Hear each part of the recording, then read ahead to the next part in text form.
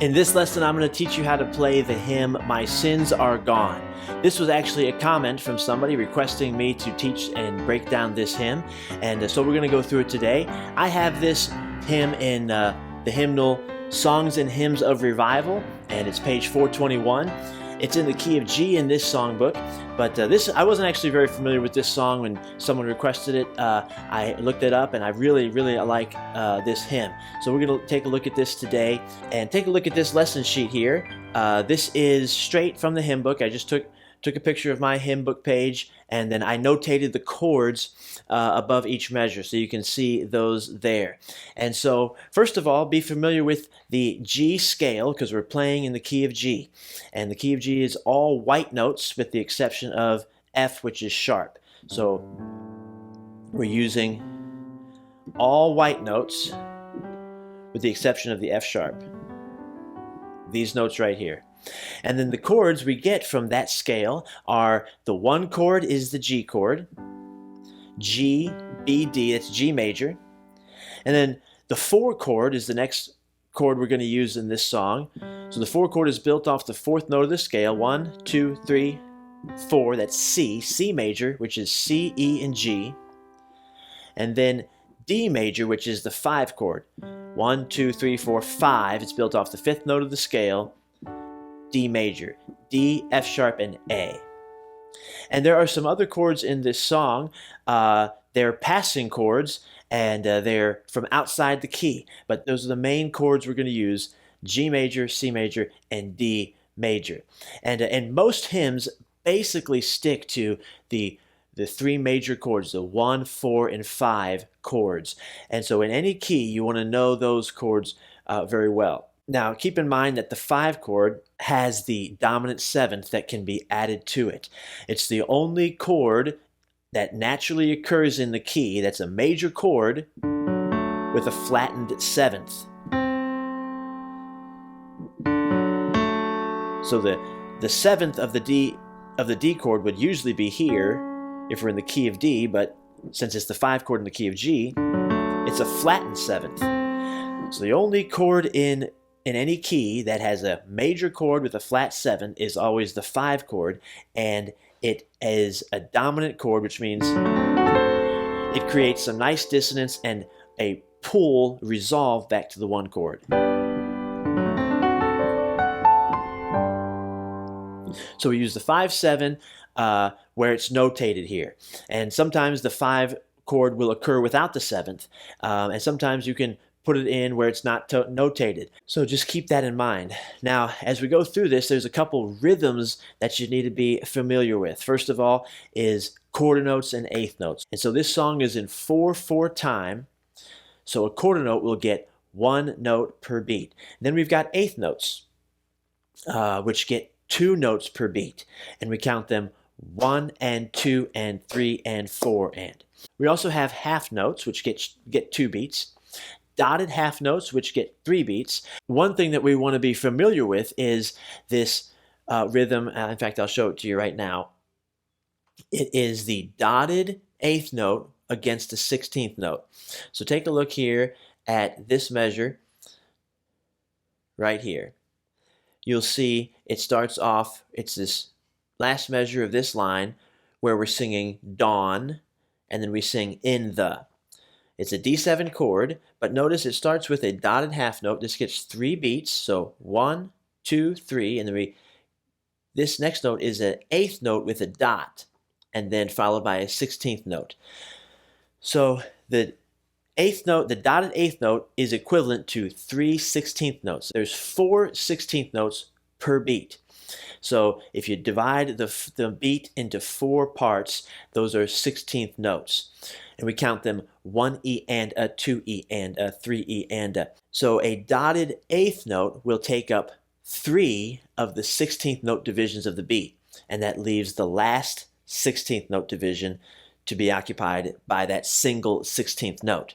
So it's counted like this: 1 E and a, 2 E and a, 3 E and a, 4 E and. And so we have that occurring a couple times in this song, and we want to be familiar with it and recognize it when it comes. Another rhythm that you want to be familiar with and be able to recognize is this one right here. So on the first measure of this line where you see we're singing Cross of Calvary, notice there's right here, there is a dotted quarter note, and the dotted quarter note gets 1.5 beats. So we would count 1, 2, and then we would play the 8th note right there on the and. Now this actually occurs on the 3, so we would count this 3, 4, and. So it'd be 3, 4, and 1. The next note is an E. 3, 4, and 1. And so those two rhythms right there are the only things that are out of the ordinary. Other than that, it's quarter notes, eighth notes, half notes, or dotted half notes. But we want to be familiar with that dotted quarter against an eighth, and then the dotted eighth note against the 16th.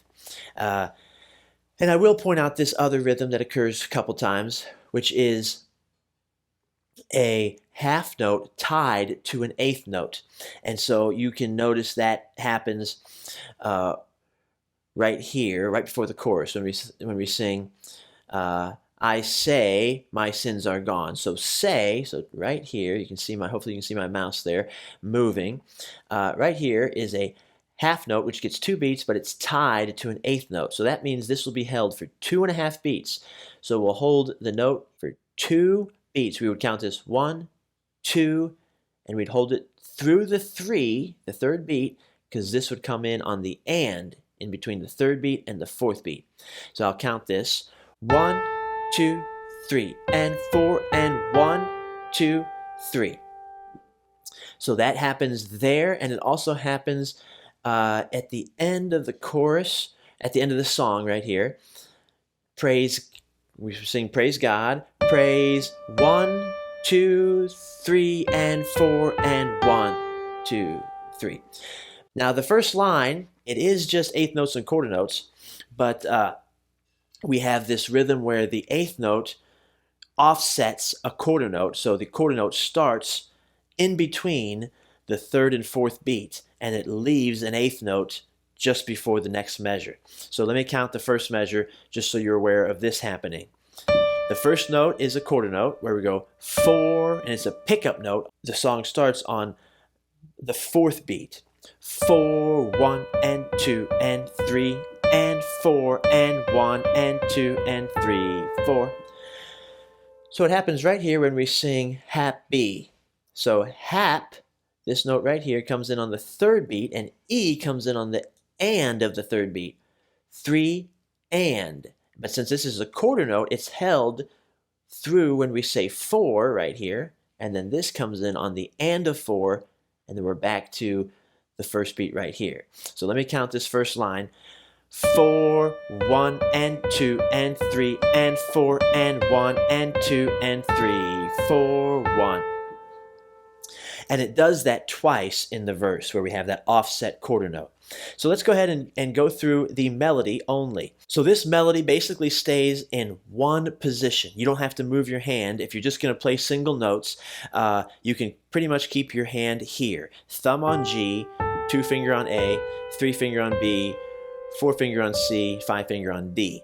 And you will have to play some neighboring notes, but you can pretty much leave your hand right here and learn this melody. So I'm going to play through the melody line by line and count it slowly, and you can follow along and learn the melody in this way. Starting at the beginning, 4, 1, and 2, and 3, and 4, and 1, and 2, and 3, 4, 1, 2, 3, and 4, and 1, 2, 3.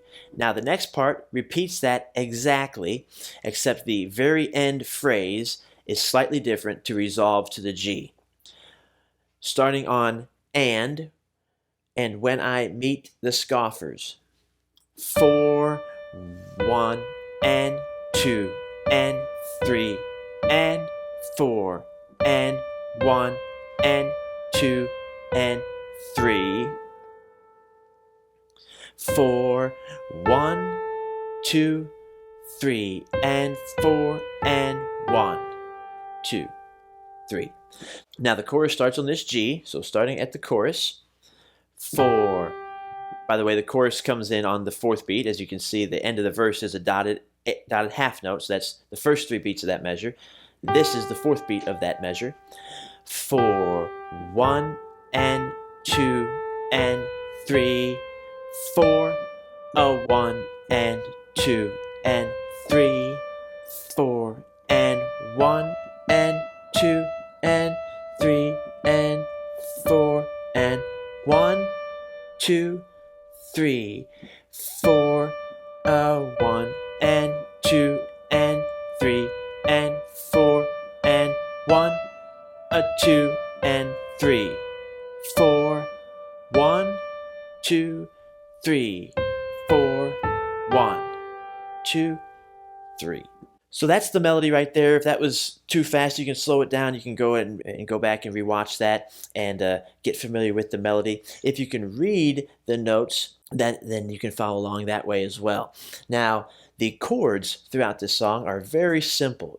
It's basically the G chord and the D7 chord the whole time, and the C chord makes an occasional appearance. So the very first note, since it's that pickup, it is actually a D7 chord. Now, usually songs start on their 1 chord, but this uses the 5 chord to set up the very beginning of the song, and it really sounds good. We use that D7 chord to get into the G chord. So the first note, use that D7 chord. And I would play it like this. I would play the D7 chord in the left hand, D, F sharp, A, C, and then use the D chord up here. But I wouldn't play the C up here because it's gonna fight against the melody note. So we want the melody note to stand out. So it's a D7, then it goes to a G chord for the first measure. This is all G chord. Second measure goes to D7. So it's a D chord, and the melody note is a C, so it's a D7. Then the next measure stays on a D7. And then this measure, My Sins Are Gone, that measure right there is the G chord. But on the 4th beat, we're going to use that 5-7 again to set us back up to go into the next measure. D7, then we'll go back to G chord. Now this next measure, ask me where they are. This measure right here, back to D7. Then this measure is still a D7. And then on Gone, we go back to G. So the verse is made up of 2 phrases that are almost identical. So the chords are identical as well. The only thing that's different is the melody changes slightly, but the chords are the same. Now when we get to the chorus starts on a D chord. So we hit this there, underneath right here. We're going to this D7. Then we get to this measure right here, Cross of Calvary, that's a G chord. And then this is where the C chord comes in for the first time. Now this right here, you'll see I have notated a C sharp diminished. Because if you take all the harmonic information that's given on that beat, notice we have in the bottom, the bass, we have a C sharp, the tenor is singing an A sharp, and then in the treble clef we've got an E, and also a G. So if we just put all these notes together right next to each other, it gives us this diminished chord built off of a C sharp. A diminished chord is a chord made up of all minor thirds. And so you can just count 3 semitones, 1, 2, 3, and do that until you have a 4-note chord. 1, 2, 3, 1, 2, 3. Semitones or half steps, that just means from one note to the next. Those are all semitones, half steps. So we build a diminished chord by stacking 3 minor thirds up. That's a diminished 7th chord. Again, a minor third is 3 half steps. So our C sharp, go up 3 half steps. There's the first note of the C sharp diminished, go up 3 more half steps. There's the second note of the C sharp diminished, go up 3 more half steps. And there's our C sharp diminished chord. And that's what's happening here. So we get that quick C chord, and then we get this diminished chord.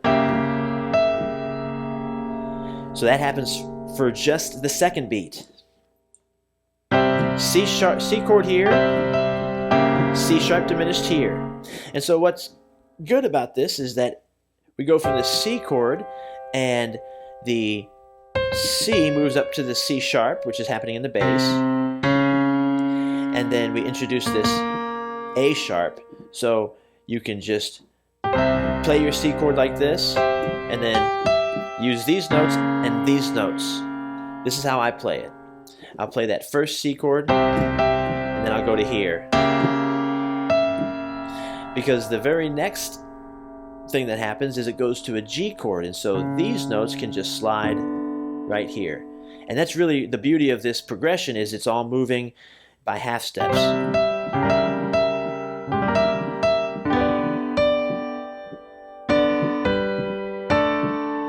So everything's just kind of shifting in half-step motion, and it makes it sound really pretty. So we'll hit that C chord on the first beat, C diminished on the second beat, G chord over a D, so we just have this in the left hand, and then it goes to a D7 here on the word dawn. Stays on a D7 for the whole measure, then it goes back to a G chord on the last line. Now we have that reappearance of the C chord here, just for one beat. So it's 1, 2. So on the second beat we go back to the G chord. Now we have something really neat happening here. So we're on the G chord, the bass is on the G, we got this G chord here. The melody moves to here on the next note when we sing praise, and the bass moves to here. And everything else underneath, we've got a G sharp, a B, and an F natural, or it's actually an E sharp, which gives us another diminished chord used. It's a passing chord. That's how these diminished chords are used. The C sharp diminished was a passing chord to the G, and then this G sharp diminished is a passing chord. We're using it to move chromatically from this G chord to this D7 over an A. And then we go to this D7 chord over the D, and then we've got the G chord to resolve. So this is why this song is really kind of stands out, because of these interesting chords that are thrown in. There's only 2 places where we've got something out of the ordinary going on. It's those two diminished chords. But since they are out of the ordinary chords, they've got accidentals in them, sharps and flats and things like that. They're going to take some practice, to be familiar with them. So let's go ahead and go back. So we understand now the melody. We know the chords now. So let's talk about how we can fill this in.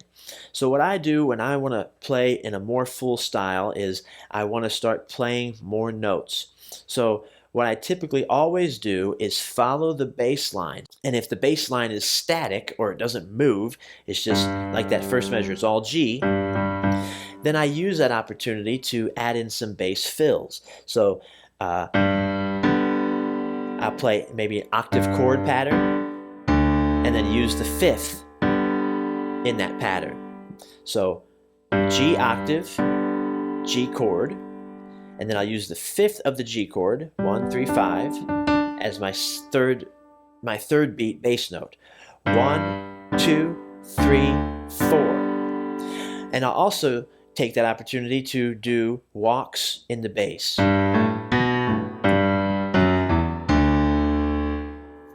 Anytime you can walk from the chord or to the next chord, or you can even do movement within the chord.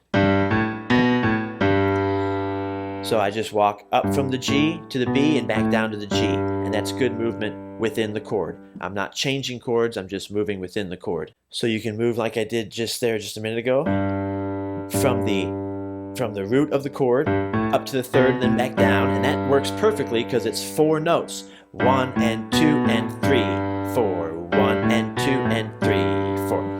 And then you can move to the D chord in this way. This also works perfectly because it's 4 notes. You just step up from the G to the D. So if the chord is changing to the D chord, I'm going from G to D.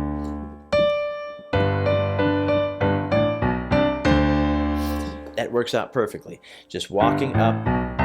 In that case, it was 8th notes. 1 and 2 and 3 and 4 and 1 and 2 and 3. And you can do the same thing going back to the G chord. 1, 2, 3 and 4 and 1, 2, 3.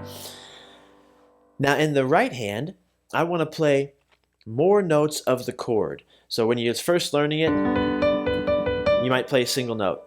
But now we know what the chords are, so use the right hand to play the chord harmonies, so the left hand is free to do octaves or octave chord pattern. So what the best thing to do is find a spot for your hand to stay where it doesn't have to jump around. So I would not try to play my chords like this. That's a lot of moving around. What I would do is I would find a place for my hand to stay. It would probably be right here. I'd play the D chord here, then I'd play that first G chord right there, and then I just like that. And you can even throw in the octave on those like that. So I'm getting this full octave chord on several of the notes.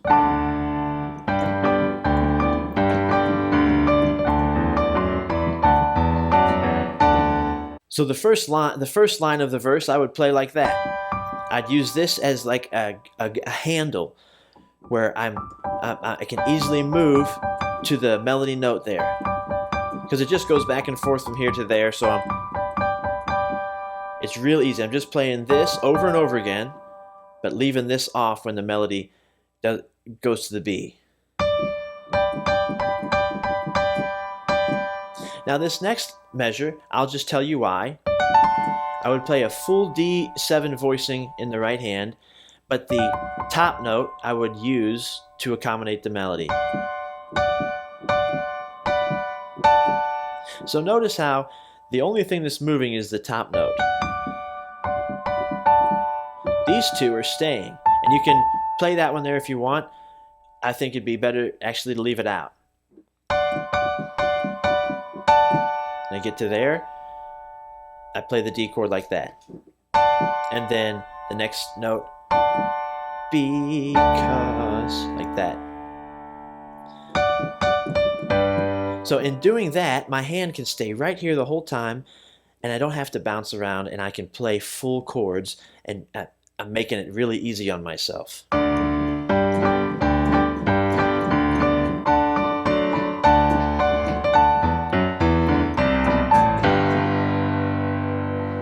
When we get to the chorus, we can do the same thing. I would probably, for me personally, I would probably I would play the G chord right there for there underneath the blood, and then I would move my hand to this position, because then I can get all those melody notes by moving this top note.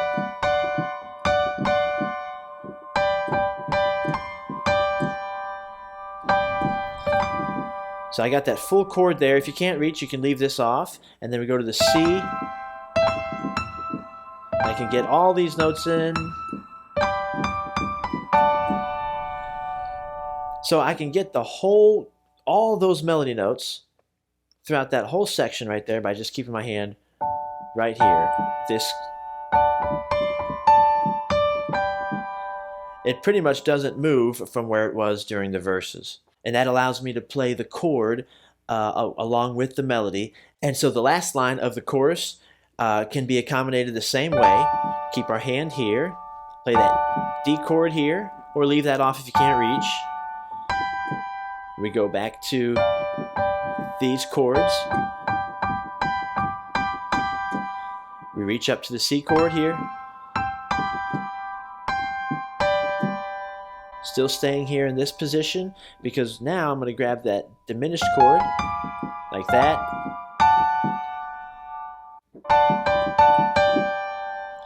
So this entire verse and chorus can be played by keeping our hand basically right here, playing these notes, jump into there for the C chord.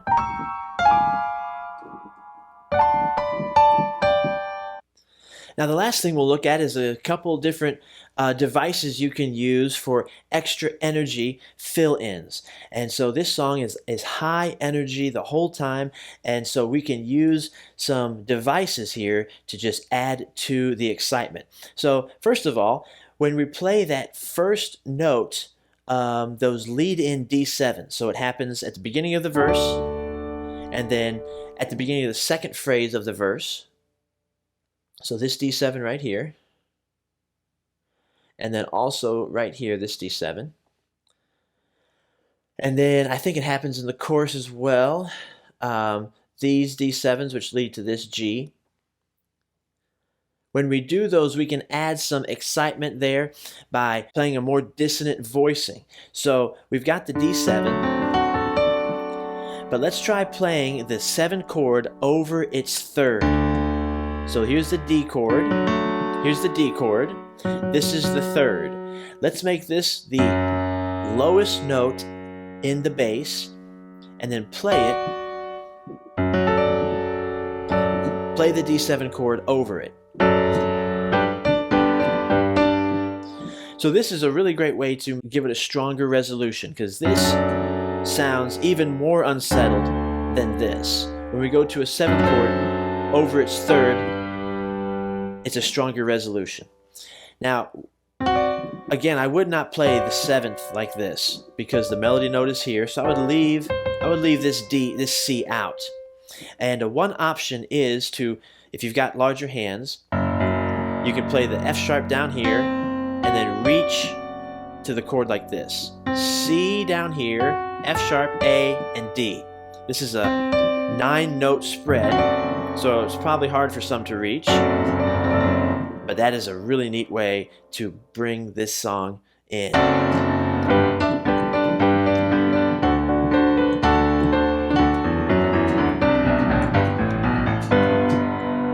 So, but if you can't reach, do it this way instead. Play your D chord like this, and then play your F sharp and your C with the left hand. You're going to get the same effect here, you just don't have as much of a spread.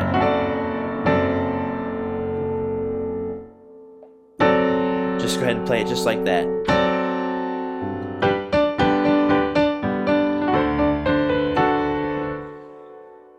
Now the next thing we can do here is we can add in D fills. So since this song goes between the G and the D7, it's the 1 and the 5 chord. When we get to the 5 chord, we can elevate the intensity by hitting those Ds, those D octaves, like that.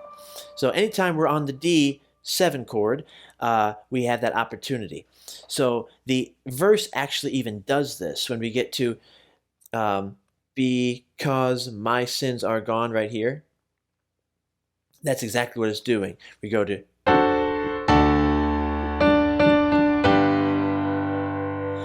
but we can use that. We can use that same device anytime we're on the D chord to build intensity and to lead into the G chord. So notice in the chorus, this is a climactic point of the song right here where we sing, removed as darkness is from dawn, and we've got this whole measure of D7. That would be a great opportunity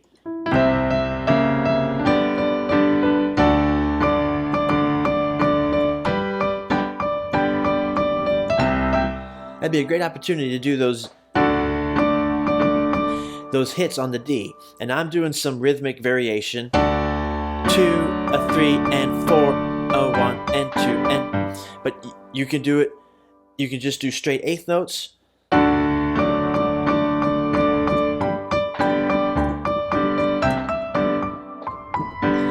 But whatever you're comfortable with, whatever you're able to come up with. But I like to do some rhythmic variation, like.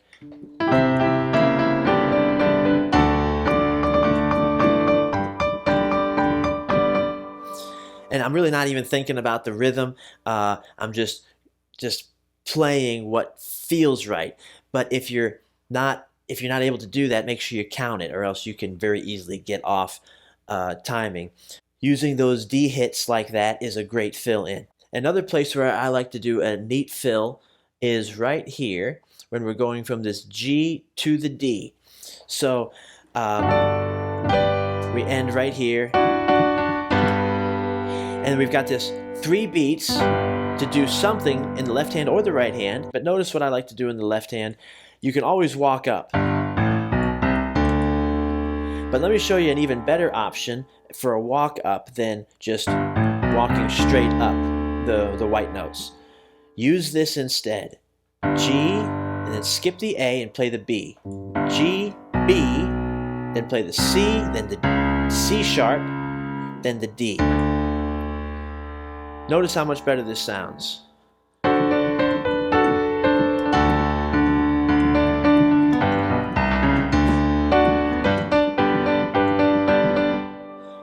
I just love that, using that instead of the straight walk up. Especially in this song because it's much more upbeat. So that just seems to fit way better. Another thing I like to do is right here, I like to use a chord substitution and go from this G to an A7, which will lead to this D7. So remember how I said the 5-7, it's the only chord in the key that naturally has a major chord with a flat 7. That makes it a dissonant 7th chord, which leads strongly to the 1. And that 5-1 relationship is really the gravity of all music. It's what drives it. And so we can simulate this resolution on any chord. So if we're going to a chord other than the 1 chord, we can treat that chord as a 1 chord by using a 5-7 to get to it. So the chorus goes to this D chord. So if we want to set up a strong resolution to the 5 chord, let's think about what would the 5-7 be if we were in the key of D and we were going to use the 5-7 to get to the D chord. Now we're not in the key of D, we're in the key of G, and the D chord will be the 5 chord when we get to it. But we're going to use the 5 of the 5 to create a strong resolution. So we go to the D chord. The 5 chord of D would be A. So if we were in the key of D, A would be a dominant chord. So what we can do here is when we get to the end of the verse,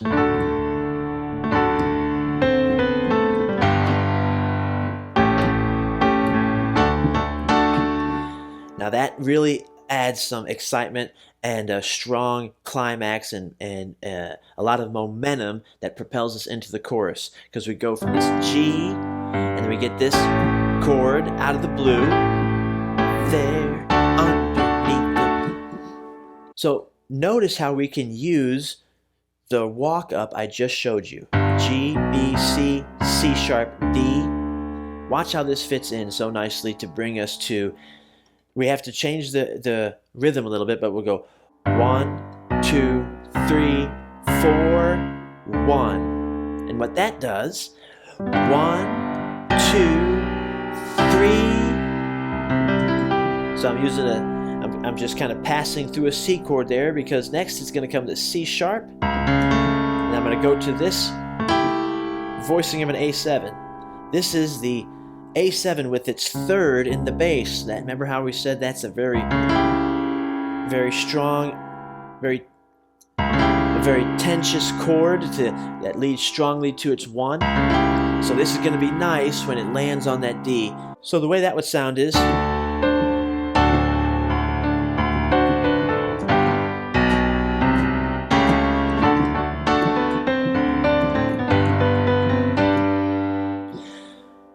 Now the next thing is the very next phrase where it talks about the cross of Calvary. Remember what I said about following the bass line. So the bass line does something interesting here. Cross of Calvary. It moves up in parallel motion to the melody. So the melody is on B, it goes to C to D. So the bass is on G, it's going to follow the melody in the same direction. Now usually the melody and the bass move opposite. If the melody goes up, the bass goes down. If the melody goes down, the bass goes up. It's called contrary motion. And so when we break that rule, it stands out strongly to the ear. So when the bass does that, I love to follow that. So we get to this Cross of Calvary. We hit that right there.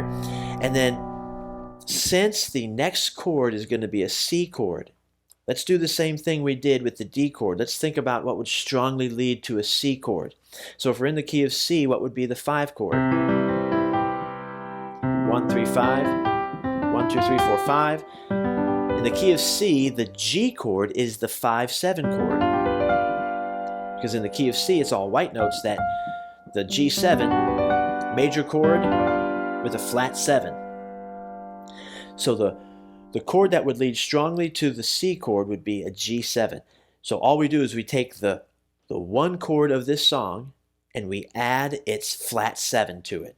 So that means we got to play an F natural with the G chord.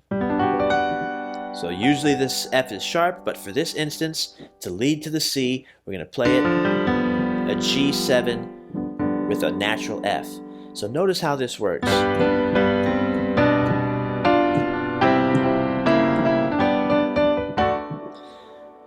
That G7 sets up that C chord beautifully. Going from the G7 to the C, there's another thing we can do, which really makes this sound. It's one of my favorite things to do when I'm using the dominant 7th on the 1 chord. So remember, the 1 chord shouldn't have a dominant 7th. It should have what's called a major 7th. So what if we use the major 7th to move into the dominant 7th and we create some voice leading by half step? This is great to do.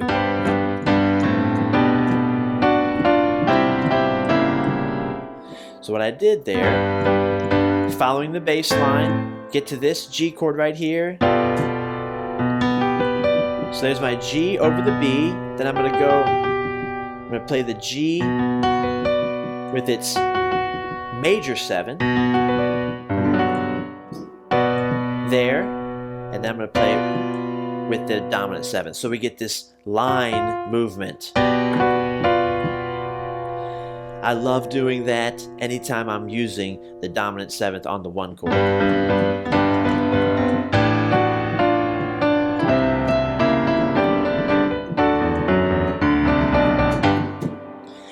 And by the way, it's done all the time. It's written into a lot of music. That half-step movement from the G chord, move the 1 down to its major 7th, and then move it down again to the dominant 7th.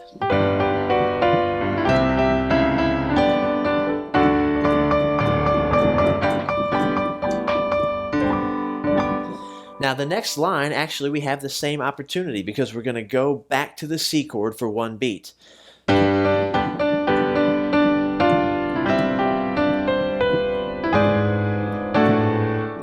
So we hit that Sea of God's forgetfulness. We can hit that G7 again. Good enough for me. We can do the line movement again.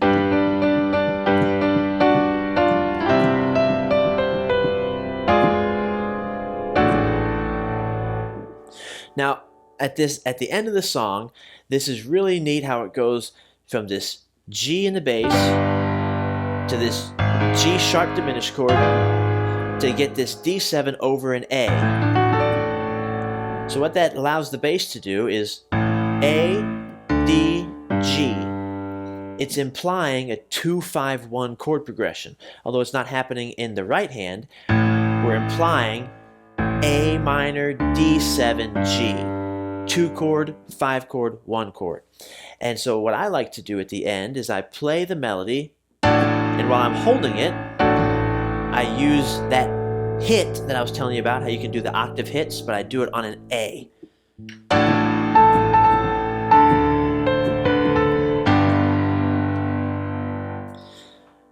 I really like ending the song that way.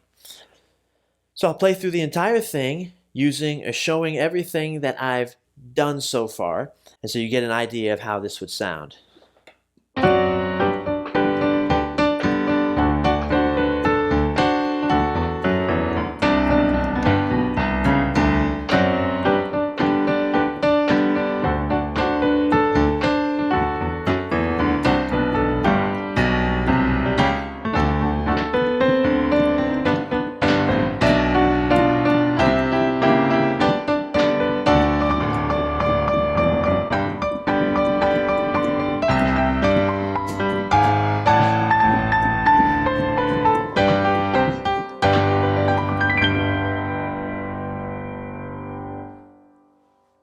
I hope that lesson helps you learning this song. This is a really fun one to play. If you enjoyed this lesson, hit the like button right now and make sure to subscribe for more videos just like this. And also leave me a comment if there's a hymn that you'd like to learn. I'd love to go through it and break it down with you. And until next time, thank you for watching.